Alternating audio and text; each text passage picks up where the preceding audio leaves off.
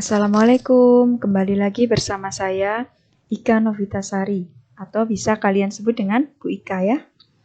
Kita akan belajar Bahasa Indonesia kelas 8 mengenai teks berita bagian kedua. Pada bab ini kita akan belajar tentang menyimpulkan isi berita.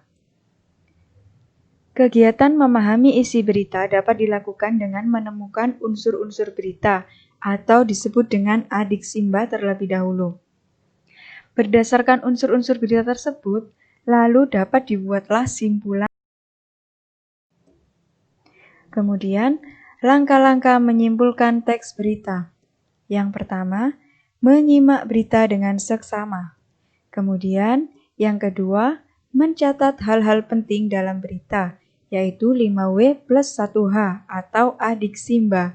Apa, di mana, kapan, siapa, mengapa, dan bagaimana. Kemudian yang ketiga, menyusun pokok-pokok berita dalam kalimat sehingga membentuk paragraf. Ini ada contoh teks berita yang berjudul Kebakaran Melanda Ibu Kota. Silakan kalian baca terlebih dahulu ya. Bu Ika kasih waktu beberapa menit.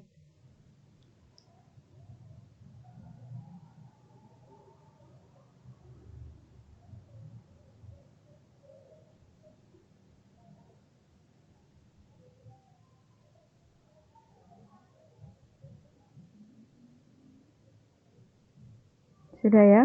Saya lanjutkan.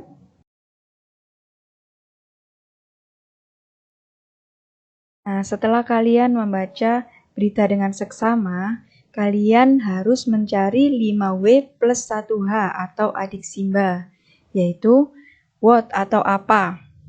Apa yang diberitakan dalam teks tersebut? Kebakaran. Kemudian ada when atau kapan.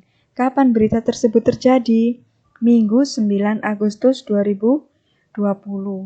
Kemudian ada where atau di mana. Di mana peristiwa itu terjadi?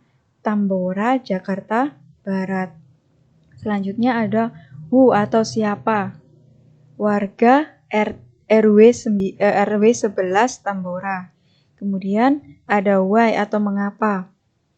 Mengapa kebakaran itu bisa terjadi? Karena adanya hubungan arus pendek dari salah satu rumah warga.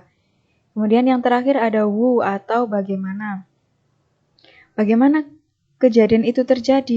Ketika warga sedang sholat isya, terjadi konsleting dan api dengan cepat menyebar ke rumah warga yang lain. Setelah kalian mencari 5W plus 1H-nya, kalian bisa menyimpulkan berita di atas.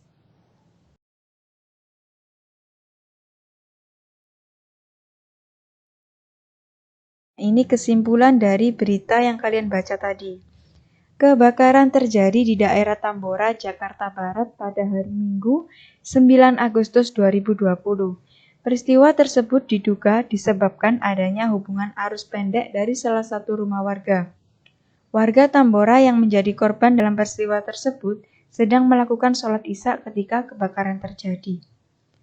Nah, sampai sini semoga kalian paham ya.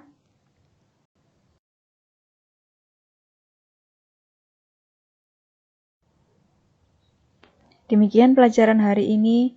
Saya pamit dulu. Terima kasih. Assalamualaikum warahmatullahi wabarakatuh.